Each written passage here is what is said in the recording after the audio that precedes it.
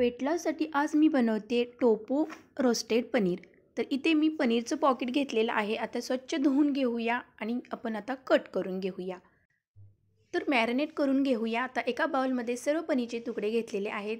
कांदा आणि सिमला मिरची मी तुकडे मोठे करून घेतलेले आहेत। हळद, मीठ आणि लाल मिरची पावडर, गरम मसाला, चाट मसाला, धना पावडर, जिरा पावडर आणि अद्रक लसूणची पेस्ट असं हे लावून सर्व मिक्स करून घ्यायचं आहे। वरतून थोडंसं तेल घालायचं आहे आणि 2 मिनिटासाठी आपण आता हे ठेवलेलं आहे। नंतर पॅनमध्ये तेल घातलेलं आहे। थोड्याशा तेलावरती आपण हे छान टोफू पनीर रोस्ट करून घ्यायचं आहे। वेट लॉससाठी ही रेसिपी आहे। तर टोफू पनीर अतिशय आपल्या वेट लॉससाठी चांगलं आहे। तर ही रेसिपी नक्की ट्राय करा।